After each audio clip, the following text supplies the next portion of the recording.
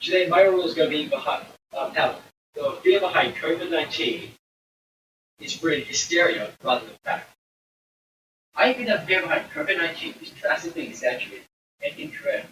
As if you look at the facts, but the negative effects don't come from the disease itself, but the economic and physical and mental impacts it has on our society.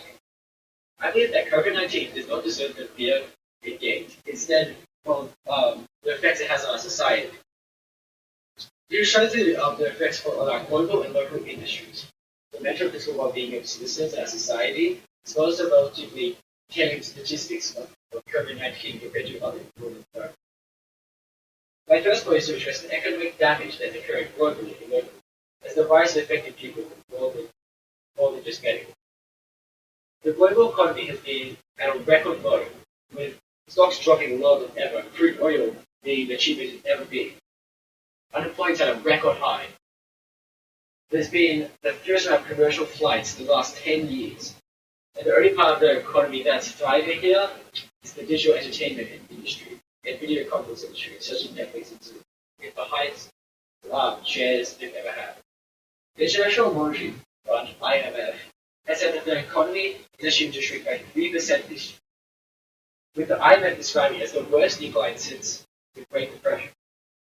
Although the situation is dire, it's expected that the global growth of the economy will increase by 5.8% if COVID-19 dies off halfway through this year. My second point is on the physical and mental impacts of COVID-19, how it's indirectly having on our society. Of course, people are encouraged to stay fit and stay active, but the motivation is deprived from these people. As the hysteric fear that people have in this crisis, that if they go outside, they fear for their own safety or the safety of their family. Doctors tell us not to lose our social connections. So just because we're isolated, we need to be socially isolated. But without physical contact, this can be very hard. People feel more lonely than that. Through these situations, they encourage mental issues and possibly could lead to massive increases of suicide patients globally. The third point is a comparison between COVID-19 and other similar influenza viruses. The reason behind COVID-19 could be mainly due to the common similarity between it and the seasonal flu.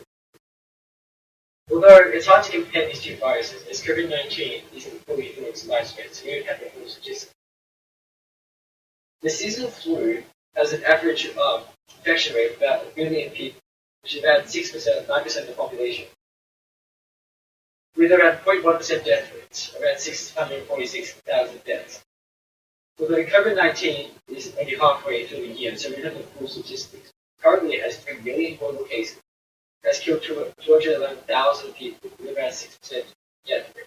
Although this is a bit inflated, as many cases fail and end up flying under the radar, To conclude my piece, I want to recall that the reasons why the fear behind COVID-19 is really hysteria rather than fact.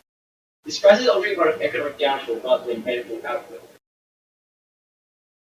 Definitely shown by the huge hit many industries have taken already worldwide, as well as the mental and physical deterioration of people in all societies globally. As the similarities between the seasonal flu and COVID-19 are uncannily similar, from the infection rate to the deaths they cause. Although the fear behind the seasonal flu is minuscule compared to COVID-19, which seems to have gained its fear from thin air. Therefore, I believe that COVID-19 is part of a regular routine of viruses. There's nothing to fear.